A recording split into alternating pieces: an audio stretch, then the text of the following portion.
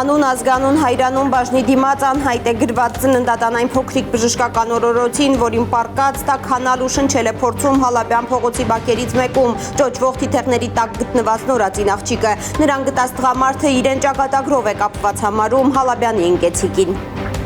Ադյալի մեջ փաթաթա, դաժան որ արյան հոտը վրից գալիս է երեխային։ Ճանապարհը չզիջելու պատճառով վեճ ուծեց կրտուկ Կոմիտաս Փափազյան խաչմերուկում, ինչու է Տեսլայի վարորդը հանդուրժել իր դիմացով անցած բոլոր մեքենաները, հաշվեհարդար տեսել միայն Օփելի 65-ամյա վարորդի հետ։ Վարորդները հիշում են ինչպես էր Օփելի վարորդներին նսեմացնում Երևանի քաղաքագլխի հայրը եւ չեն զարմանում։ Վերևներից ամեն ինչ է գալիս, տանը։ Ամեն ինչն է վերևներից է գալիս։ Ամենայն հայոց կաթողիկոսի եւ 6 եպիսկոպոսների գործը դատաքննության առաջին նիստում դատավոր Հակոբ Մանուկյանի ինքնաբացարկից 3 օր հետո մակագրվել է 29-ամյա դատավոր Սերժ Ռուշանյանին։ Նա 2021-ին արդարադատության նախարարի օգնականն է եղել, ավելի ուշ խորհրդականը։ Վերաբերում է Կտրիչ Ներսիսյանին, խնդրում եմ այստեղ քաղաքական ակցիաներ։ Իսկ խորհրդարանական ընդդիմությունը որոշել է ամեն անգամ ձեռքերը սեղաններին հարվածելով լռեցնել կաթողիկոսին Ավազանի անունով կոչող քպականներին։ Դուք հարցականի տակ եք դնում 100,000-ավոր մեր հայրենակիցների քրիստոնյա լինելու հարցը։ Օգոստոսի 11-ի գլխավոր նորությունները կհայտնի Հայլուրը, բարի երեկո սիրելի հայրենակիցներ, եւ այսպես մեր թողարկումները որպես կանոն սկսվում են քաղաքական, սոցիալ-տնտեսական հրատապ խնդիրներով, անվտանգային մարտահրավերներով, բայց այսօրվա լրահոսը գլխի վրա է շրջել շոկային մի լուր։ Անուն ազգանուն հայրանուն բաժնի դիմաց անհայտ է գրված ծննդատան այն փոքրիկ բժշկական օրորոցին, որին պարկած տաքանալ ու շնչել է փորձում Հալաբյան փողոցի բակերից մեկում ճոճվող թիթեղների տակ գտնված նորածին աղջիկը։ Ինքնուրույն շնչում է, բայց շնչառության լրացուցիչ աջակցություն է ստանում սարքով։ Լքված, անօգնական, արժանաշաղախ, բաց երկնքի տակ մի ծածկոցով փաթաթված, բայց սառած է եղել, երբ նրան գտել է Նարեկը, 4 տարեկան տղայի հայրը, որ հիմա իրեն ճակատագրով է կապված համարում Հալաբյանի ընկեցիկին։ Զարուհի Սահակյանի ռեպորտաժը։ Որիկի հաշվածներն եւ կիրառված։ Այս ճոճվող թիթեղների տակ ծածկոցով փաթաթված է երկուշաբթի երեկոյան Նարեկը գտել ժամեր առաջ ծնված աղջկան։ Ադյալի մեջ փաթաթա, դաժան որ արյան հոտը վրից գալիս է երեխային։ Հալաբյան 13 շենքի այգում մի կին ձայներ է լսել, մտածել է շան կամ կատվի ձագերեն։ Մոտակայքում աշխատող Նարեկին է ձայն տվել, որ տեսնի ինչն ինչոց է։ Մի պահին եկա նայելու, զգացի որ ծլվոլոց է գալի, մի պահ ուզում էի ոտքով խփել, բայց պարկասու չխփեցի։ Կռացա ադյալը բարձրացի տենամ նորածին երեխա է,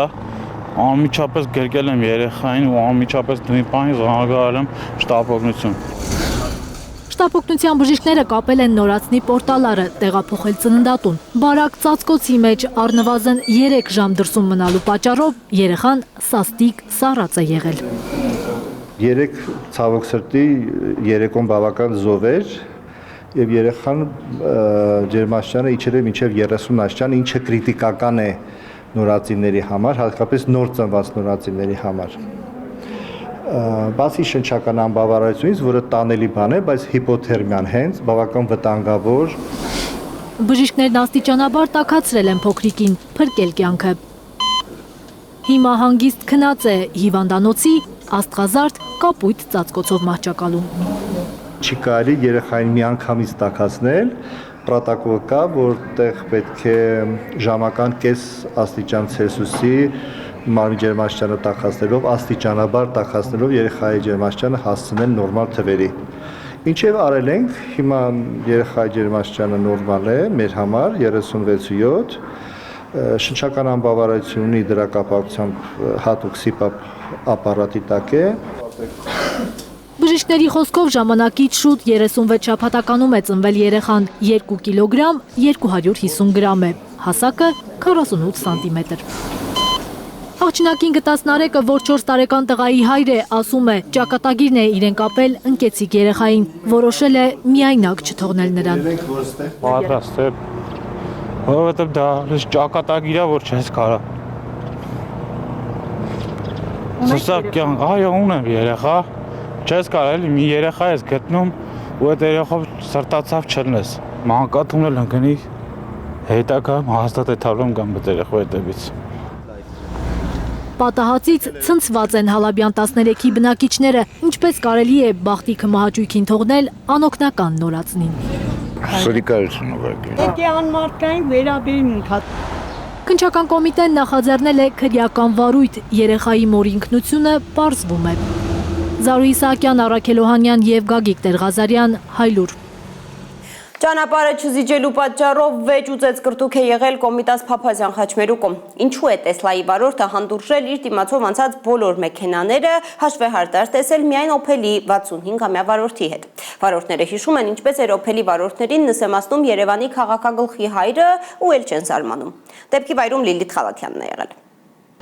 Տեսլայի 30-ամյա վարորդը հանդուրժում է, որ իր առջևով ընթացող մի ուրիշ Տեսլա ու Շևրոլե իրեն ճանապարհ չեն տալիս։ Բայց հունից դուրս է գալիս, երբ Օպելի վարորդը իրեն ճանապարհ չի տալիս հետադարձ կատարելու համար։ Օպել այլել թո բրաբուսներ տենին կաներ էս բան։ Ավտոմեքենայից իջնում է ու ոտքերով հարձակվում Օպելի վրա։ Հետո խիստ բորբոքված ինչ-որ բաներ է ասում Օպելի 65-ամյա վարորդին, վերադառնում, նստում իր մեքենան։ Օպելի վարորդը թողնում է մեքենան, մոտենում Տեսլայի երիտասարդ վարորդին, ծեծկրտուք է սկսվում։ Խցանման մեջ սպասող մյուս վարորդները փորձում են հարթել վեճը։ Մեր մոտ չկա զիջել բառը։ Մեր մոտով կարում ասնում, զիջել չկա, հենց դրա համար էր այս վիճակը։ Կոմիտաս Փափազյան Խաչմերուկով երկուշաբթի երեկոյան անցել է այս տաքսու վարորդը։ Ծեծկրտուքին ականատես չի եղել, բայց տեսել է, որ Խաչմերուկում երթևեկությունը կաթվածահար էր երեկոյան 8-ից։ Այդ ժամերից արդեն ահավոր էր Կոմիտաս միշտ է, տես, բայց 8-ից 8 ժամերին вообще ահավորություն է։ Մանավանդ այս Փափազյան։ Վարորդի խոսքով խցանումն այստեղ անխուսափելի է օրվա ցանկացած ժամի։ Երբեմն փողոցներում էլեկտրականություն չի լինում, խափանվում են լուսացույցները, լարվում մարդկանց նյարդերը ու պատրաստ է մարտաֆիլմ հիշեցնող տեսարանը։ Ենթադրվում է, որ աղմկոտ միջադեպի առիթ տված խցանման պատճառն էլ լուսացույցի չաշխատելն է եղել։ Կարա լույս չի ելել, կամ ինչ-որ մի բան ելել, կա որ մի կե բան ելնում, օրինակ բայր կա, որ ուսքի ես կանաչ ես կոմինը վառում, այն կոմինը չի վառում, բայց նման վարվելացելը շատ սխալ է։ Ասում եմ, եթե Օպելի չլներ բրաբուս էր, հաստատ չէին անի նման բան։ Վարորդները հիշում են, ինչպես էր Օպել վարողներին նսեմացնում Երևանի քաղաքագլխի հայրը ու չեն զարմանում։ Ինչու է Տեսլայի վարորդը հանդուրժում իր դիմացով անցնող բոլոր մեքենաներին եւ հաշվեհարդար տեսնում միայն Օպելի 65-ամյա վարորդի հետ։ Վերևներից ամեն ինչ է գալիս, հա, տոնը։ Ամեն ինչն էլ վերևներից է գալի։ Ես օրինակ քիշեր եմ Օպելը, մի ես մեքենան եմ քշում ու շատ մեծ տարբերություն եմ զգում։ Օպելով ոչ մեկ չէր զիջում, բայց սրանով արդեն զիջում են մարդիկ։ Միջադեպի մասին ոչինչ չեն ասում Խաչմերուկի տարբեր մայթերին հավաքված մարդիկ։ Ծաղկի կրպակների աշխատակիցները վստահեցնում են, որ աշխատանքն ավարտել են նախքան միջադեպը։ Կեսգիշերից առաջ տեղի ունեցած ծեծկրտուքից ասում են տեղյակ չեն։ Մաշնիկ մարդիկ են էլ ինչ իմանամ, ոնց կարելի է այդ բան անել։ Հիմա չեն զիջել իրար հանդեպ մի քիչ պետք է հարգանքով էլի վերաբերվել։ Տեսնում եք ինչ վիճակ է, մեքենաները ավելի շատ են, քան մարդիկ։ Պիտի պատժվեն, լուսացույցը պիտի աշխատի, որ այդպես չլինի։ Կառավարությունը թույլ է, մի խոսքով թույլ է։ Վարորդների անհանդուրժող պահվածքը դատապարտում է վարորդի ընկեր կազմակերպությունը։ Տիգրան Քեյանի համոզմամբ դժբախտաբար կռվի պատճառի բանալի բառը Օպելն է։ Եթե այդպիսի մեքենա չլներ, Օպել մարքի չլներ, այս դիմացի վարորդը այդ իրավիճակում նման վերաբերմունք ցույց չէր տա, բայց ինչևից է, ամեն դեպքում քննադատել է այդ իրավիճակը եւ ոչ մեկին իրավունք չի տալի ծերի ուժին դիմել։ Քեյանի կարծիքով Հայաստանում վարորդները կրթության պակաս ունեն։ Ղեկին նստելուց առաջ պետք է սովորեն, թե որ իրավիճակում ինչպես պետք է պահեն իրենց։ Մեր վարորդներին պետք է կրթական լուրջ ռեֆորմ իրականացնել, որ վաղ տարիքից այդ վարորդները կրթվեն եւ իմանան երթևեկության մեջ ինչպես պետք է իրենց պահեն, լուսացույց չաշխատելու ժամանակ ինչպես պետք է վարվեն, ճանապարհներում խաչմերուկներում ինչպես պետք է վարվեն։ Քննչական կոմիտեն վարույթ է նախաձեռնել մի խումբ անձանց կողմից խուլիգանություն կատարելու հատկանիշներով։ 2 մարդ ձերբակալվել է։ Աղմուկանաց միջադեպից ավելի քան 12 ժամ անց այսօր կեսօրին նորից լարված է Կոմիտաս Փափազյան Խաչմերուկը։ Լիլիթ Խալաթյան, Աշոտ Մնոյան, Արմեն Ապրեսյան, Հայլուր։ Ցավալի դեպք է տեղի ունեցել թիվ 67 երթուղին սպասարկող տրանսպորտում։ Տիգրան Մեծի պողոտայում ուղևորներից մեկի 53-ամյա տղամարդու ինքնազգացողությունը վատացել է։ Շտաբ բուժօգնություն ընկերության տնօրենի պաշտոնակատարը Հայլուրին հայտնել է, որ կանճշտ ապօգնությունը ստացել է 15:30-ին։ Խումբը ավտոբուսին է հասել 6 րոպեից, բայց տղամարդը արդեն անգիտակից է եղել։ Ծառայության բժշկին չի հաջողվել փրկել նրա կյանքը։ Արձանագրվել է տղամարդու մահը։ Անցնենք առաջ ամենայն հայոց կաթողիկոսի եւ 6 եպիսկոպոսների քրեական գործը։ Դատաքննության առաջին նիստում դատավոր Հակոբ Մանուկյանի ինքնաբացարկից 3 օր հետո մակագրվել է 29-ամյա դատավոր Սերժ Ռուշանյանին։ Նա 2021-ին արդարադատության նախարարի օգնականն է եղել, ավելի ուշ նաեւ նախարարի խորհրդականը։ Երիտասարդ դատավորը ապրիլին բավարարել է փաստաբան Արա Զոհրաբյանի բողոքը, պարտավորեցրել իրավապահներին քրեական վարույց սկսել անցած տարի Մայրաթոռում Փաշինյանի կողմնակիցների անկարգությունների վերաբերյալ։ Դեկտեմբերի 18-ին էին ԿՊԱ-ականները Մայրաթոռի վրա հարձակվել, հայհոյել հոգևորականներին, կանգնել կաթողիկոսների գերեզմանակարերի վրա։ Քննչական մարմինն ու դատախազությունը հրաժարվել էին քրեական վարույթ նախաձեռնել։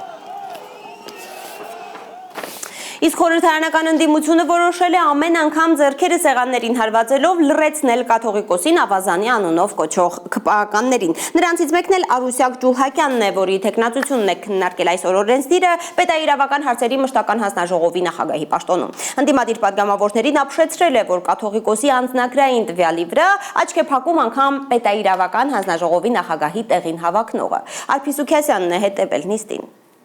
Պատգամավոր Արուսյակ Ջուլհակյանին համեցեք։ Արուսյակ Ջուլհակյանը, որի թեկնածությունը ԿՊ-ն առաջադրել է ԱԺ պետաիրավական հանձնաժողովի նախագահի պաշտոնում, Շնորհակալ եմ, հայտարարում է, երբ ընտրվի, անցնելու է նոր սահմանադրության նախագծի քննարկումներ կազմակերպելու գործին։ Ես ուզում եմ շատ հստակ ասեք։ Հայաստան խմբակցության ղեկավարի հարցը հստակ է. սահմանադրության նոր տեքստի մեջ անկախության հռչակագրին հղումը հանված է, թե ոչ։ Որևէ բան սահմանադրության տեքստից չի հանվել, որովհետև մենք գրում ենք նոր սահմանադրություն, ոչ թե մենք վերցրել ենք սահմանադրությունը եւ մեջից ինչ որ բաներ ենք ջնջել, ինչ որ բաներ ավելացրել, այլ վերցրել ենք դատարկ թուղթ եւ վրան սկսել ենք գրել նոր սահմանադրության տեքստ։ Հետո ավելի պարզ է խոսում Արուսյակ Ջուլհակյանը. ԿՊԱ-ականների մշակած սահմանադրությունը անկախության հռչակագրին հղում չունի։ Արդյոք այն նախաբանը, որը ենթադրվում է, որ պետք է լինի նախագծում, իր մեջ պարունակում է հղում անկախության հռչակագրին,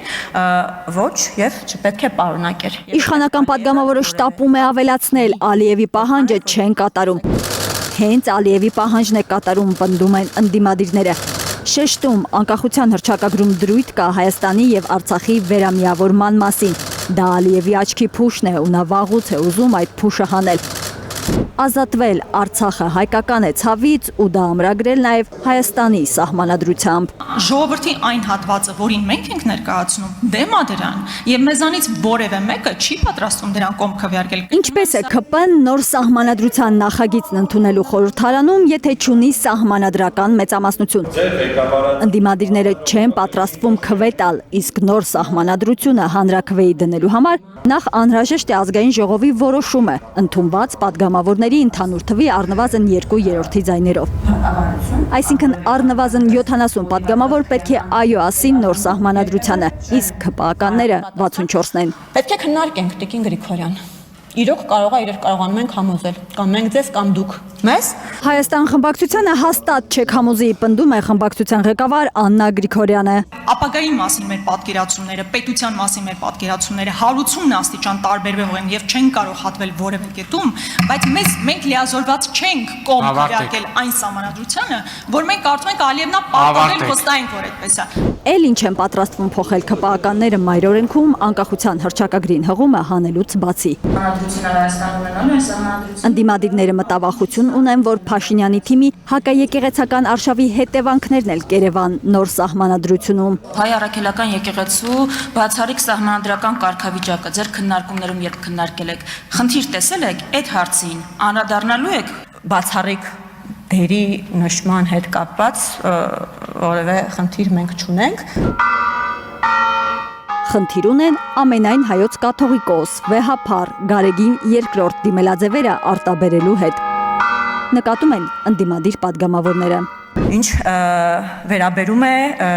Կտրիչ Ներսիսյանին, խնդրում եմ այստեղ քաղաքական ակցիաներ։ Ընդդիմադիրները որոշում ունեն ամեն անգամ ձեռքերը սեղանին խփելով խլացնել կաթողիկոսի հանդեպ անհարգալից վերաբերմունք արտահայտող ՔՊԱ-ականների ձայները։ Տիկին Ջուլհակյան, օրինակ, ես ձեզ չեմ դիմում տիկին Պողոսյան, որովհետև դուք տիկին Ջուլհակյան եք ձեր անձնագրով եւ առհասարակ տարակուսելի կլինի պետաերավական հանձնաժողովի նախագահի թեկնածուն չհարգի փաստաթուղթը անձնագիրը, որով որ Գարեգին երկրորդ է գրված։ Նարեկ Կարապետյան։ Պատկերացնում են ՔՊԱ-ականները, թե ինչ է Միրոնը, հարցնում է Նարեկ Կարապետյանը պնդելով, որ կաթողիկոսին վիրավորելով 100 հազարավոր հայ քրիստոնյաների Միրոնն են հարցականի տակ դնում։ Մենք համարում ենք մեր լեգիտիմ եկեղեցու առաջնորդը մեր կաթողիկոսը Գարեգին Վեհափառը, ում ընտրել է համայն հայությունը 99 թվին։ Իսկ գիտեք ինչ եղել 99 թվից հետո։ Մերոններ, կնունքներ 100 հազարավոր հայ երեխաների։ Եթե դուք մերժում եք Մերոնը, մերժում եք կաթողիկոսին, դուք մերժում եք Մերոնը։ Դուք մերժում եք Մերոնը, կրոնական քրիստոնեական առումով դուք հարցականի տակ եք դնում 100 հազարավոր մեր հայրենակիցների քրիստոնյա լինելու հարցը։ Ուժեղ Հայաստան խմբակցության ղեկավարն առաջարկում է վերջ տալ կաթողիկոսին Ավազանի անունով կոչելու մարտավարությանը։ Հայաստան խմբակցության ներկայացուցիչները վստահ են, ՔՊ-ն հակաեկեղեցական արշավում հետքայլ չի անելու։ Փաշինյանի կաթողիկոսին հայտարարած պատերազմը ավարտված չէ։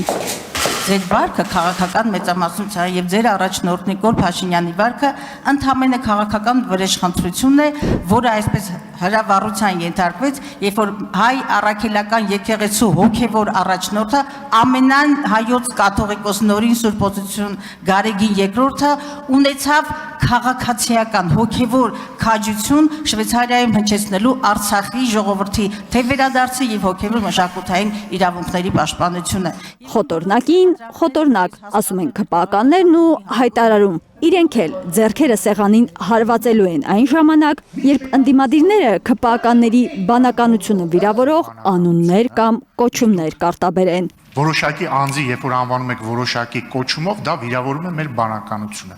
Մենք ճշգրիտ նույն պահվածն ենք ցուցաբերելու։ Արփիս Քեսյան, Նորա Շարբաթյան, Անի Ղանդիլյան, Հայլուր։ Եթե մորաքույրս տղամարդ լիներ, քերիս կլիներ։ Պետաիրավական հանձնաժողովի նախագահի տեղին հավակնող ՔՊԱ-ականը կուսակցական առաջնորդի սիրելի արտահայտությունն է արել, երբ Հայաստան խմբակցության պատգամավոր Լևոն Քոչարյանը շեշտել է, որ եթե Բարգավաճ Հայաստան կուսակցության ձայները չգողացվեին, հիմա ԲՀԿ 5 պատգամավոր նստած կլիներ դահլիճում։ Ջուլհակյանը ընդդիմությանն է մեղադրել վերահաշվարկի հայց ներկայացնելու համար, ինչից հետո ԲՀԿ-ն զրկվել է խորհրդարան անցնելու համար անհրաժեշտ ձայներից։ Բարգավաճ Հայաստանին հենց այդ ձայն չէր պակասում, ինքը հավաքել էր այդ ձայները եւ այդ ձայները վերցվել են, գողացվել են իրենցից կոնկրետ գործողությունների արդյունքում։ Հիմա հարցը, տեսեք, իսկապես կարևոր է ու գնահատելի է, երբ որ քննադատում եք անձնական տվյալների հետ կապված այն խնդիրները, որը կա, թե վերջին գործով, թե նաեւ հարցի եղավ տեսանյութերի հետ կապված։ Հիմա արդյոք խնդիր չեք տեսնում, երբ պետական կառույցի օրինակ ԱԱՑ-ի ազգային ժողովում այդ դեպքը եղել, օդանավակայինից են այդ դեպքեր եղել, երբ որ րոպեների ընթացքում քաղաքացիական պայմանագրի քաղաքական նպատակների համար միանշանակ դա այդպես է, ասենք րոպեների քաղաքական նպատակահարմարությունից ելնելով ԱԱՑ-ի տեսանյութը լցվում համացանց րոպեների ընթացքում դեպքից ու սա սկսվում է այսպես շարժման թեմա դառնալ։ Սա արդյոք քննադատելի չէ ձեր համար։ Երբ ընդդիմությունը որոշում է ընտրությունները դելեգիտիմացնելու նպատակով խառը կրակահերթեր արձակել, երբեմն այնպես է ստացվում, որ զոհվում է ձեր զինակիցը։ Ամեն դեպքում ես կարող եմ հստակ ասել, որ եթե այդ տեղամասերի քվեարկության արդյունքները անվավեր չճանաչվեին, միանշանակ Բարգավաճ Հայաստանը կլիներ այստեղ նստած 5 մանդատով։ Դա միանշանակ է ու այն ինչ եղել է իր պատճառով չէր, պետք է լիներ վերաքվեարկություն, որը չի եղել, որովհետև կարծում եմ մեկ խմբակցության ավել լինելը, մի քաղաքական ուժի 3-5 ունենալ կամ չունենալը էական նշանակություն է արդյունքների վրա ընտրությունների եւ այս դեպքում վերաքվեարկություն չնշանակելը պարզապես անհեթեթ են բոլոր մնացած բացատրությունները եւ առողջ տրամաբանությունից դուրս են։ Հասկանում եմ ձեր քաղաքական թիմն է պետք է պաշտպանեք, ուղղակի տրամաբանական չէ, համոզիչ չէ։ Մյուս հարցին իմ չպատասխանեցիք, խնդրում եմ տեսանյութերի արտահոսքի եւ սրա հետ կապված ձեր քաղաքական ուժի ղեկավարի վերաբերմունքի մասին։ Եթե անվավերջը ճանաչվեր Բարգավաճ Հայաստանը այստեղ նստած կլիներ, նման է այն արտահայտությանը, որ եթե իմ մորաքույրը լիներ տղամարդ, ինքը կլիներ իմ քեռին։ Մոտավորապես, պարոն Քոչարյան։ Պետաիրավական հարցերի մշտական հանձնաժողովի նախագահի թեկնածությունը քննարկելիս ընդդիմությունը շեշտել է, որ երկրում քաղբանտարկյալներ կան, բայց նույն մարդկանց ընտրակեղծարար են անվանել ՔՊԱ-ականները։ Ըստ Ռուբեն Ռուբինյանի քննչական կոմիտեի տարածած ձայնագրություններում քյաբաբ բառը որպես կոդ է կիրառվել, քյաբաբը փողն է։ Եթե ընդդիմությունը ընտրակաշառքով են դրվել, ապա որքան քյաբաբ են ստացել այն 13 ՔՊԱ-ականները, որոնք քվեարկել են Արամ Վարդևանյանի օգտին, որպեսզի նա ընտրվի խորհրդարանի փոխխոսնակ, հետաքրքրվել է Հայաստան խմբակցության պատգամավոր Ագնես Ախամոյանը։ Ազգային ժողովի փոխխոսնակ Վահագն Ալեքսանյանը վստահեցրել է, որ ոչ մի քյաբաբ չեն ստացել։ Պարոն Կարապետյան, ձեզ եմ ուզում հարցնել, ընդունենք, որ ընտրակաշառքով է ձևավորվել այս թևը ազգային ժողովում։ Քանի քյաբաբ եք տվել ՔՊ-ին, որ պարոն Վարդևանյանին ընտրել են ազգային ժողովի փոխնախագահ։ Ձեզ կարող եմ հարցնել ԿՊԱ-կան 13 պատգամավորներին։ Ձեզ քանի քյաբաբ են տվել, որ պարոն Վարդևանյանին ընտրել եք որպես ազգային ժողովի փոխնախագահ։ Ես վստահ եմ, որ դուք առիթ կունենաք այս հարցին պատասխանելու։ Ինչ է քաղաքական հետապնդումը իրենց Տիկին Կարապետյան։ Կարող է անձը, որի նկատմամբ իրականացվում է մեր գնահատմամբ, ուզում եք անունը դրեք մեր սուբյեկտիվ գնահատականներով քաղաքական հետապնդում, այդ մեղադրանքները լինեն իրական։ Կարող է։ Պատասխանը այո, կարող է։ Ես չգիտեմ Գագիկ Ծառուկյանի, եթե խոսք այս դեպքում վերաբերվում է Գագիկ Ծառուկյանին եւ իր նկատմամբ իրականացվելի քաղաքական հետապնդմանը, ես չգիտեմ դետալները իր ունեցվածքի ձեռքբերման, բայց ես երկու բան գիտեմ, որը փաստում է, որ դուք Գագիկ Ծառուկյանի նկատմամբ իրականացնում եք քաղաքական հետապնդում։ Ընտրովի արդարադատություն։ Երբ որ այն, ինչ արել է Գագիկ Ծառուկյանը, եթե պայմանական ընդունենք, որ ամբողջ մեղադրանքը իրավացի է, իրավական է, օրենքի տառին համապատասխան է իրավունքի տեսանկյունից։ Այն, ինչ արել է ինքը ձեզ համար տեսանելի է, բայց շատ այլ գործընկերների պարագայում դուք դա չեք տեսնում։ Դուք մարդուն ոչ միայն ունեզրկել եք, մանդատները գողացել եք, հիմա էլ ուզում եք բարոյապես մարդուն ոչնչացել։ Դուք իրականում վերածվել եք այն քաղաքական հրեշին, որի դեմ տարիներ շարունակ պայքարել եք։ Շնորհակալ եմ։ Շնորհակալություն Տիկին Խամոյան, բայց քանի որ հարց բարձրացրիք, թե արդյոք ընտրակաշառքի դիմաց են կընտրել պարոն Արամ Վարդևանյանին, թե ոչ, դե քյաբաբն էլ ընտրակաշառքի մաս, ասեմ, որ ոչ, եւ այո, թեև մենք կարծում ենք, որ ընդդիմադիր քաղաքական ուժերի ընտրողների 70%-ը քվեարկել է նրանց ընտրակաշառքի դիմաց, նույնիսկ եթե նրանց փոխարեն ուրիշ ընդդիմություն լիներ, նրանք խորհրդանում չլինեին, իմ կողքին էստեղ նստելու էր միևնույն է ընդդիմադիր ԱԺ փոխնախագահ։ Բայց Տիկին Խամոյանը լինելով ամենախորամանկ ընդդիմադիր պատգամավորը, ես հասկացա, որ փորձում է մեզ համոզել, որ ընդդիմադիր հաջորդ թեկնածուներին ընտրել պետք չի։ Տիկին Խամոյան, ձեր առաջարկը կարծում եմ քննարկման արժանի է։ Շնորհակալություն։ Ազգային ժողովի պաշտպանության եւ անվտանգության հարցերի մշտական հանձնաժողովի նախագահի տեղին ԿՊԱ-ական Վիլեն Գաբրիելյանն է հավակնում։ Նա իր եզրափակիչ ելույթում աշխատելու ոճի սահմանները գծել ընդդիմադիրների համար, ասել է ընդդիմությանը թույլ չի տա գալ, խնդիր մատնանշել ու առաքելությունը համարել ավարտված։ Ձեզ հավաստիացնում եմ, որ ես թույլ չեմ տալու, որ ազգային ժողովի ամբիոնից, ազգային ժողովի մասնավորապես ընդդիմադիր պատգամավորները գան, մատնանշեն խնդիր եւ այդքանով համարեն իրենց առաքելությունը ավարտված, որ ես ճիշտ տեղը խնդիրը մատնանշեցի, իմ առաքելությունը ավարտված է, ոչ, առաքելությունը դրանով չի ավարտվում։ Իրար հետ ճիշտ մատնանշման պարագայում հետևողական աշխատելու ենք այդ խնդիրների լուծմանը եւ այդ թվում դուք պարտավոր եք լինելու, եթե մենք չտիրապետենք այդ խնդիրների լուծմանը, բերել այդ խնդիրների լուծումները եւ իրար հետ գնալու ենք այդ խնդիրների լուծմանը։ Քպական պատգամավոր Տարոն Չախոյանն է նաև լարել իրավիճակը օգտագործելով փուռը տալ ժարգոնային արտահայտությունը։ Ըստ Չախոյանի ուժեղ Հայաստանի ներկայացուցիչները փուռն են տվել Արթուր Ավանեսյանին, Կանդազին, որը միացել էր Գործարար ուժեղ Հայաստան կուսակցության ղեկավար Սամվել Կարապետյանի թիմին։ Ազգային ժողովի նախագահ Ռուբեն Ռուբինյանը չի մեղադրել քպական պատգամավորին ժարգոնը խորհրդարան բերելու համար։ Ընտրակա ձեր համար ընտրակաշարք բաժանած հարյուրավոր մարդկանց չակերտավոր ասած փուռը տվեցիք ոնց որ Կանդազին ու այդ մարդկանց վրա խաչքաշ։ Պարոն Ղազինյան, ինչ մի վարքյան էլի, մի վարքյան տեղից մի ընդհատեք ելույթ ունեցողին։ Դուք ինձ մի ասեք, ես ինչ անեմ, փուռը տալը վիրավորական արտահայտություն չի։ Արդյոք դա կներեք, ես բան չեմ առաջնորդվելու ձեր սուբյեկտիվ ընկալումներով։ Դա արտահայտությունն է, որը կարող է ձեզ դուր չգալ, բայց դա վիրավորական արտահայտություն չի ու պետք չի ինձ տեղից պատասխանել։ Ու սրանից հետո ելույթ ունեցողներին չընդհատեք։ Ես կընդհատեմ, երբ որ հարկ կհամարեմ, այդ թվում ձեզ։ Մյուս թեմաներին անցնենք օգոստոսի 8-ի Վաշինգտոնյան փաստաթղթերի մեկամյակի առիթով համատեղ հայտարարություն են տարածել Հայաստանը, Միացյալ Նահանգներն ու Ադրբեջանը հպարտություն հայտնելով թրիփ նախագծի իրականացման կապակցությամբ։ Վերլուծաբաններն ու փորձագետները զգուշացնում են հաղորդակցության այլ ուղիների փակման պայմաններում միայն թրիփի գործարկումը մեծացնում է Հայաստանի տնտեսական մեկուսացման ռիսկը, ավելի սրում Իրանի ու Ռուսաստանի մտահոգությունները։ Ալբերտ Սերոփյանը կպատմի։ Երևանը, Վաշինգտոնն ու Բաքուն համատեղ հայտարարություն են տարածել օգոստոսի 8-ի փաստաթղթերի մեկամյակի առիթով։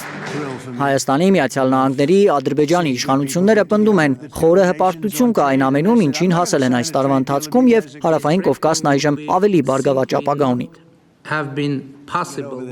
Մեր արտգործնախարարության կայքում հրապարակված հայտարարության տեքստում Երևանն ու Բաքուն շարունակական հաջողության հիմք են անվանում այն, որ ԵԱԿ Մինսկի խումբը լուծարվել է։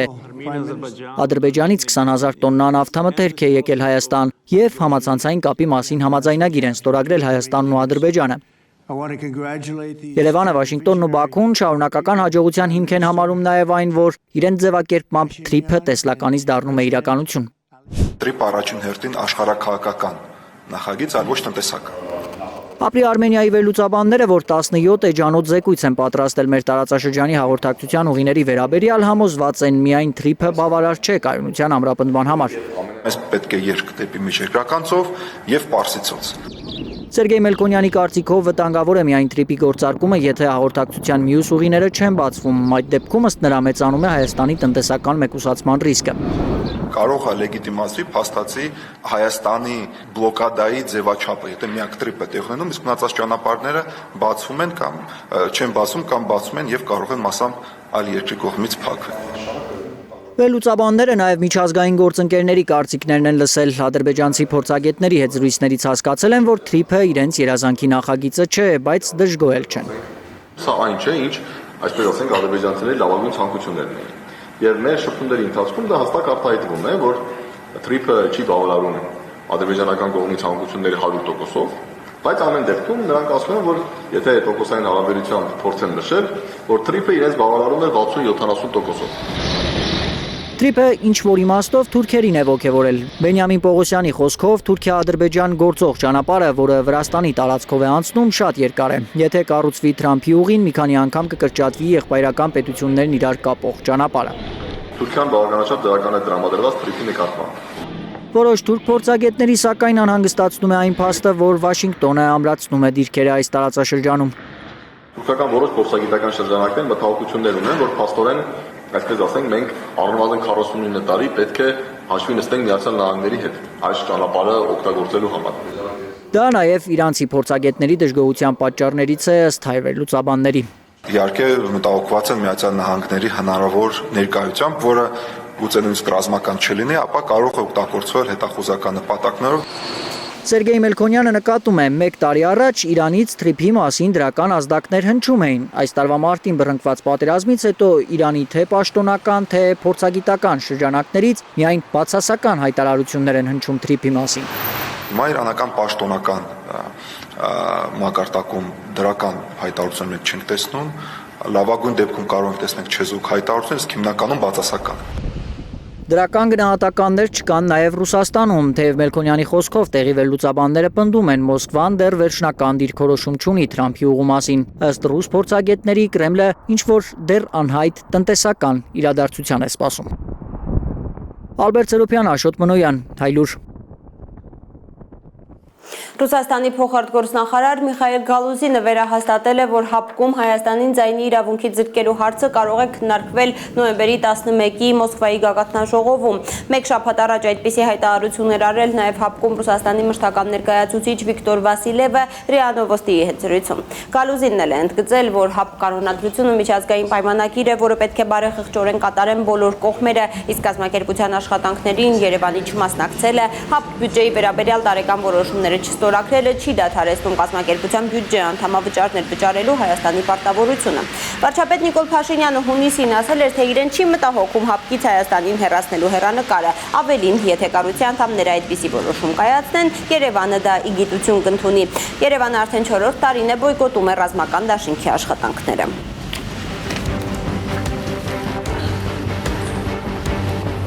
Սիրելի հայրենակիցներ, այժմ համառոտ այն մասին, թե ինչ ունենք թողարկման երկրորդ մասում։ Չնայած Ռուսաստանը պնդում է, թե իր թիրախում Զապորոժիեի պաշտպանական օբյեկտները տրանսպորտային եւ լոգիստիկ կենտրոններն են եղել, Ուկրաինայի նախագահը վստահ է, որ Լուսադեմի դաժան հարձակումը հաշվարկված է եղել այնպես, որ ամենաշատը վնասվեն հենց քաղաքացիական ենթակառուցվածքները։ Ինչպես է Թրամփը հայտարարում, թե բաց է Հորմուզի նեղուցը, երբ անձամբ է այն շրջափակած պահում, տարակուսած են իրանցի բարձրաստիճան պաշտոնյաները, Թեհրանը զիջումներ կանի Հորմուզի նեղուցում, հարցը տաղավարում կքննարկենք իրանագետ Սաթենիկ Թարվերտյանի հետ։ Տեսնեք նաև, թե ինչ իրավիճակ է Կոլումբիայում 7.4 մագնիտուդի զորությամբ երկրաշարժից ավելի քան 1 օր անց զոհերը առնվազն 169 են, դեռ օգնություն աղերսող ձայներ են լսվում փլատակներից։ Հավանաբար 2 երեխա է մնացել երկրորդ եւ երրորդ հարկերի արանքում։ Եվ այսպես թեժ է իրավիճակը ռուս-ուկրաինական ճակատում Զապորոժիեում 6 մարդ է զոհվել, 19 վիրավորի մասին է հայտնի։ Չնայած Ռուսաստանը պնդում է, թե իր թիրախում Զապորոժիեի պաշտպանական օբյեկտները լոգիստիկ կենտրոններն են եղել, Ուկրաինայի նախագահը վստահ է, որ Լուսադեմի դաժան հարձակումը հաշվարկված է եղել հատուկ, որպեսզի ամենաշատը վնասվեն հենց քաղաքացիական ենթակառուցվածքները։ Իսկ Բելգորոդում Կիրակի անօթաչուների հարձակումից հրաշքով փրկվածները դեռ հիվանդանոցներում են։ Զարգացումներին հետևում է Գայանե Մովսիսյանը։ Հյուսիսկորեական հրթիռներով Ռուսաստանի հասցրած հարվածներն են Զապորոժիեում 6 մարդու կյանք խլել, ասել է Ուկրաինայի նախագահը ցավակցելով հայրենակիցներին։ Նա համոզված է, որ դաժան հարձակումը հաշվարկված է եղել այնպես, որ ծանր վնասներ կրեն քաղաքացիական ենթակառուցվածքները։ Ռուսաստանի պաշտպանության նախարարությունը վստահեցրել է իրենց թիրախում Զապորոժիեի պաշտպանական օբյեկտները տրանսպորտային եւ լոգիստիկ կենտրոններն են միայն եղել։ Ռուսական ուժերը վնասել են Զապորոժստալ մետալուրգիական կոմբինատը։ Ռուսական հրթիռները եւ անօթաչուներ են հասել նաեւ մայրաքաղաք Կիև։ Հրթիռների ընկնելուց հետո խոշոր հրդեհ է բռնկվել։ 4 մարդ է վիրավորվել Սլավյանսկում ռուսական անօթաչուների հարվածից։ Ըստ քաղաքային իշխանության կենտրոնական շուկան է եղել ռուսների թիրախում։ Ուկրաինական Դնեպրոպետրովսկ մարզի 5 շրջանների վրա են հարձակվել ռուսական անօթաչուները։ Ըստ ուկրաինական աղբյուրների 47-ամյա մի տղամարդ է մահացել։ 7-ամյա վիրավոր աղջնակին ժամանակին հասցրել են հիվանդանոց, կյանքը փրկվել է։ Միանչափահաս զոհվել է Կրիվորսկի շրջանում, Կամերսկի շրջանում 2 մարդ վիրավորվել է։ Ուկրաինայի հարձակումներն էլ ինտենսիվ են եղել։ Վերջին 24 ժամում ուկրաինացիներն ավելի քան 200 դրոն են արձակել Մոսկվայի մարզի ուղղությամբ։ Ռուսաստանի պաշտպանության նախարարությունը հայտնում է, որ հաջողությամբ խոցել են դրանց մեծ մասը։ Բելգորոդում Կիրակի անօթաչուների հարձակումից ողջ մնացած մարդիկ դեռ բուժվում են հիվանդանոցում, նրանք հրաշքով են փրկվել։ Մեր երկսենյականոց բնակարանը հարվածի թիրախում էր, տան 3 դռները պոկվեցին, հարվածի ալիքը ամուսնուս մի սենյակից մյուսն էր գցում, ես դռների տակ էի մնացել, չեմ էլ հասկանում ինչպես ողջ մնացի։ Վերադարձա ծովից մտա քաղաք, ոչինչ չէր հուշում վտանգի մասին։ 2 րոպեից տուն պետք է հասնեինք, դրամատիկական թատրոնի մոտ էի։ Լսեցի դզ, արթնացա, երբ արյան մեջ էի, հասկացա, որ մեքենաս այրվում է եւ պետք է արագ դուրս թռչեմ։ Ժամը 12-ին դուրս եկա աշխատանքից, 15 րոպեից շենքի մոտ էի։ Տղաները կանգնած էին բակում, ամեն ինչ նորմալ էր։ Վայրկյաններ հետո հազիվ դուրս թռա մեքենայից։ Տղաներն օգնեցին։ Այս հատվածս վնասված է, ոսկորը կոտրված է, ողնաշարս վնասվել է։ Մեքենայից ոչինչ չի մնացել։ Ուկրաինայի զինուժը Վորոնեժում հարվածել է Վայլդբերիզի խոշորագույն պահեստներից մեկին։ Այդ մարզում մի տղամարդ է մահացել ԱԹՍ-ի հարվածից, եւս երկուսը վիրավոր են։ Անօթաչուների հարձակման է ենթարկվել Օրենբուրգի արդյունաբերական ձեռնարկություններից մեկը։ Հրդեհ է բռնկվել, բարեբախտաբար տուժածներ չկան։ Գայանե Մովսիսյան, Արմեն Ապրեսյան, Հայլուր։ Միացյալ Նահանգների ղեկավար Դոնալդ Թրամփը հպարտությամբ հայտարարել է, թե Հորմուզի նեղուցը բաց է եւ իր նավատորմը 100%-ով վերահսկում է այն։ Ինչպես է Թրամփը նեղուցը բաց համարում, երբ անձամբ է այն շրջափակած պահում տարակուսած են իրանցի բարձրաստիճան պաշտոնյաները։ Թեհրանը հորդորում է Վաշինգտոնին չհրաժարվել նավագնացության գործարքից ու ավելի չսրել իրավիճակը Մերձավոր Արևելքում։ Իրան Միացյալ Նահանգներ չավարտված պատերազմի 5 ամիսներին ավելի քան 13 միլիարդ դոլարի վնաս է կրել նահանգները, գրում է Washington Post-ը։ Հեղինակավոր պարբերականի տեղեկություններով Իրանը առնվազն 20 ամերիկյան օբյեկտ է վնասել տարածաշրջանի 8 երկրներում։ Իրանցիները ոչնչացրել կամ վնասել են ավելի քան 42 ռազմական ինքնաթիռ։ Միացյալ Նահանգների ղեկավարը փոխհատուցում է պահանջում Իրանից պատերազմի ժամանակ սպանված ու վիրավորված ամերիկացի զինծառայողների համար։ Որն է մնում բանակցությունների գլխավոր խոչընդոտը, կփորձենք հասկանալ Հայլուրի վերլուծաբան իրանագետ քրդագետ Սաթենիկ Թարվերդյանի հետ։ Բարի երեկո, Սաթենիկ։ Իրանցիները խոսում են ուրանի զրոյական հարստացման պայմանը չընդունելու մասին, իսկ ամերիկացիները կարծես առհասարակ չեն անդրադառնում այլևս ուրանի զարգացմանը, ինչու է միջուկային ծրագիրը անհետացել քննարկումների ծիրից։ Եթե պատերազմից առաջ Իրանը Միացյալ Նահանգները բանակցում էին հենց միջուկային ծրագրի շուրջ, ապա փոխըմբռնման հուշագրում շատ հակիրճ անդրադարձ կա միջուկային ծրագրին, առհասարակ միջուկային թեմաներին։ Ընդամենը 8-րդ եւ 9-րդ կետերում, ընդ որում Իրանը պարտավորվում է չստեղծել միջուկային զենք եւ պահպանել միջուկային ծրագրի ներկայիս ստատուս քվոն։ Սա հաստատում է այն միտքը, որ Իրանի դեմ սկսված ռազմական գործողությունների պատճառը Միացյալ Նահանգների կողմից բնավ միջուկային զենքը չէր եւ միջուկային ծրագրի շուրջ առաջացած անհամաձայնությունները չէին։ Իսկ Իրանի գլխավոր պահանջները այս պահին որոնք են։ Իրանը պահանջում է սառեցված ակտիվների ապասառեցում, ընդհանուր պատժամիջոցների չեղարկում եւ պատերազմի վնասների փոխհատուցում։ Նույնիսկ Չիկագոյի համալսարանի պրոֆեսոր Ջոն Միրշայմերը առաջարկում է Իրանի այս պահանջների շրջանակը կոչել տնտեսական վիճելի հարցերի մեծ եռյակ։ Այսինքն պահանջներ, որոնք Թրամփի համար անընդունելի էին։ Իդեպ այս եռյակին առաջարկում եմ ավելացնել Հորմուզի նեղուցի կառավարման հարցը, քանի որ Թեհրանի համար անընդունելի է ամերիկյան ցանկացած ներկայություն Հորմուզի նեղուցում։ Սաթենիկը այս պահին որ կողմը ունի բանակցային առավելություն, պայմանականորեն ասած հակամարտությունը հոգուտ իրեն թեքելու։ Անշուշտ երկու կողմերն էլ ունեն առավելություններ։ Օրինակ Միացյալ Նահանգների առավելությունն այն է, որ Հորմուզի նեղուցի ջրերում ունի ներկայություն։ Եթե նույնիսկ այդ ներկայությունն արտահայտվում է Օմանի միջոցով, սա կարող է Օվերտոնի պատուհանի սկզբունքով մեզ համար այս պահին խորտ թվալ ամերիկյան ներկայությունը Հորմուզի նեղուցում, սակայն ժամանակի ընթացքում դառնալ նորմա։ Նկատի ունես Իրանը պատրաստ է զիջումների Հորմուզի նեղուցում։ Հնարավոր է, չի բացառվում։ Իսկ ինչ վերաբերում է Թեհրանի առավելություններին, ապա Թեհրանի առավելությունները հենց պահանջներն են, այսինքն ակտիվների ապասառեցում, վնասների փոխհատուցում, պատժամիջոցների չեղարկում։ Իդեպ ռազմական գործողությունների դադարեցում գրեթե բոլոր ճակատներում, այդ թվում Լիբանանում եւ Պաղեստինում։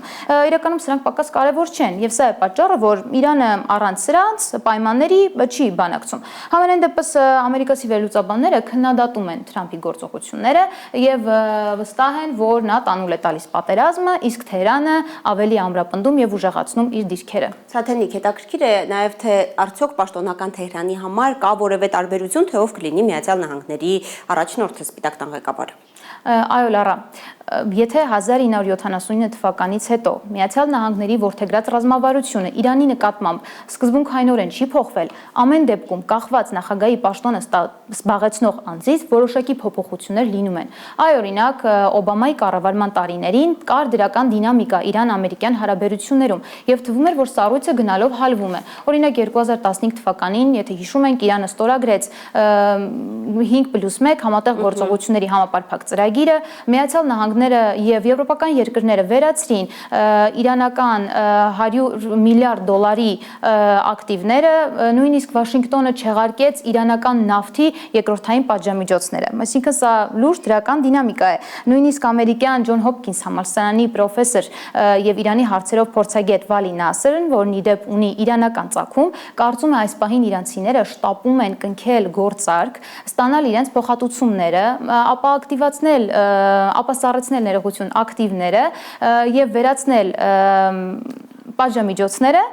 որովհետև չգիտեն մի քանի տարի հետո ինչ կլինի Միացյալ Նահանգների ворթեգրած ռազմավարությունը Իրանի նկատմամբ եւ ով կլինի Միացյալ Նահանգների նախագահը։ Շնորհակալ եմ Սաթենիկ, սիրելի հայրենակիցներ, հիշեցնեմ, որ մեր տաղավարում էր Հայլուրի վերլուծաբան Իրանագետ քրթագետ Սաթենիկ Թարվերտյանը, իսկ այժմ շարունակենք։ Սիրիայի նախկին նախագահ Բաշար Ալ-Ասադը հերակա կարգով դատապարտվել է մահապատժի։ Դամասկոսի դատարանը այսօր նրան մեղավոր է ճանաչել մարդկության դեմ հանցագործությունների համար։ Ասադից բացի մահվան է դատապարտվել նաև նրա մերձավոր ազգական Աթև Նաջիբը, որ մինչև իշխանափոխությունը բարձր պաշտոն է զբաղեցրել երկրի անվտանգության մարմիններում։ Դատարանը նրան մեղավոր է ճանաչել կանխամտածված սպանության ու կտանքների համար։ Ի տարբերություն Ասադի, Նաջիբը ներկայ է եղել դատական նիստին բանտային հագուստով, դատավճռի հրապարակմանը որևէ կերպ չի արձագանքել։ Նրա դատապարտումից հետո ցնծության ակցիաներ են սկսվել Դամասկոսի փողոցներում։ Իսկ Ասադը, ինչպես գիտեք, ընտանիքի հետ Ռուսաստանում է։ Ապաստան է ստացել 2024 թվականի դեկտեմբերին զինված հեղաշրջման ընթացքում իր վարչակարգի տապալումից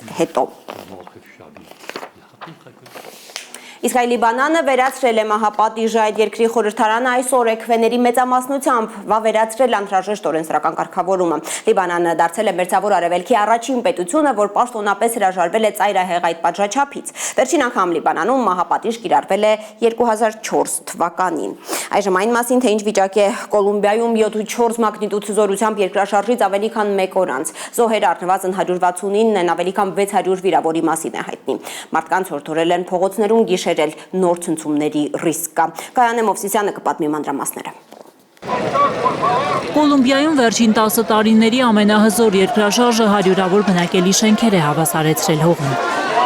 Փլատակներից օգնություն աղերսող ձայներ են լսվում, բայց միայն փրկարարական ուժերը բավարար չեն մարդկանց դուրս բերելու համար։ Կամավորներն են փորձում կյանքեր փրկել։ Հավանաբար 2 երեխա է մնացել երկրորդ եւ երրորդ հարկերի արանքում։ Առավոտից փորձում ենք հանել նրանց, ոմանց արդեն դուրս ենք բերել։ Ահավոր վիճակ է, շենքի մի մասը լրիվ փուլ է եկել։ Խոճապի մի մատնվեք, հայրենակիցներին հորդորել է Կոլումբիայի նախագահ Աբելարդո դե լա Էսպրիելան, որը 4 օր առաջ է ստանձնել պաշտոնը։ Խնդրում ենք Աստծուն պաշտպանել Կոլումբիան, մեզ ուժ տալ այս մարտահրավերին դիմակայելու համար։ Համոզված ենք, որ միավորվելով որպես հասարակություն եւ որպես կառավարություն կկարողանանք մեր երկիրն առաջ տանել այս շատ դժվար պահին։ 7.4 մագնիտուդ հզորությամբ երկրաշարժից հրաշքով փրկվածները սարսափով են հիշում օգոստոսի 10-ի լուսաբացը։ Ցնցումը սարսափելի էր, մտածում էինք մեռնելու ենք։ Այնպես դղրդաց տունը, որ թված փուլ է գալիս գլխիս։ Փառք Աստծո մեզ ոչինչ չի պատահել։ Ցավոք շատ են զոհերը, բազմաթիվ վիրավորներ կան, շատ տներ ավերված են։ Երբ վեր կացան կողմուց, բղավոցներ լսեցին, սարսափելի վիճակ էր, մարդիկ փախչում էին, իմ աչքի առաջ փուլ էին գալիս շենքերը։ Կոլումբիայի Կալի քաղաքն է ամենաշատը տուժել մահաբեր ցնցումներից, նաև բուժկենտրոններ կան քանդված, մարդկանց փողոցում են օգնություն ցույց տալիս։ Առնվազն 20 շենք է փլուզվել այս քաղաքում։ Կալիի քաղաքապետը փրկարարական լրացուցիչ ուժեր է խնդրել հարևան համայնքներից։ Չնայած երկրաշարժի էպիկենտրոնը Չոկոյում է, Կալիում այն բավականին ուժեղ զգացվեց։ Ցավալի է, որ անգամ հիվանդանոցի շենքերն են փլուզվել։ Լավ է, որ շատ հիվանդների հասցրին դուրս բերել, նրանց մայթերին էին օգնություն ցույց տալիս։ Կոլումբիայի փոխնախագահ Խոսե Մանուել Ռեստրեպոն հայտարարել է, որ աղետից տուժած Մանիսալես է ուղևորվում միասնական հրամանատարական կետը գլխավորելու։ Մանիսալեսի քաղաքապետը քաղաքացիներին խորհուրդ է տվել դրսում գիշերել, հնարավոր նոր ցնցումների զոհ չդառնալու համար։ Մնացեք դրսում, քանի որ մենք չգիտենք ինչ կլինի։ Պետք է ամեն ինչի պատրաստ լինենք։ Դեռ մի մտեք շենքեր։ Գիտեմ, դժվար է, բայց գոնե որոշ ժամանակ մնացեք դրսում հնարավոր ցնցումներից չտուժելու համար։ Եկեք հանգստություն պահպանենք։ Մենք փորձելու ենք քաղաքում 3 ապաստարան ստեղծել Կոլիզեո Մենորում եւ Արանհուեսի կենտրոնում։ Մենք փորձում ենք առաքել բոլոր անհրաժեշտ սարքավորումները, ներքնակները, որպեսզի գիշերելու տեղ չունեցող մարդիկ ծածկ ունենան։ Կալի, Պերեյրա, Մանիսալես տանող որոշ ավտոճանապարհներ արգելափակված են սողանքների պատճառով։ Մարդկանց հորդորում են ինքնագլուխ դուրս չգալ բնակավայրերից։ Լիանա Մովսիսյան, Արմեն Ապրեսյան, Հայլուր։ Սիրելի հայրենակիցներ, դուք դիտում եք Հայլուրը, շնորհակալություն ուշադրության համար, կհանդիպենք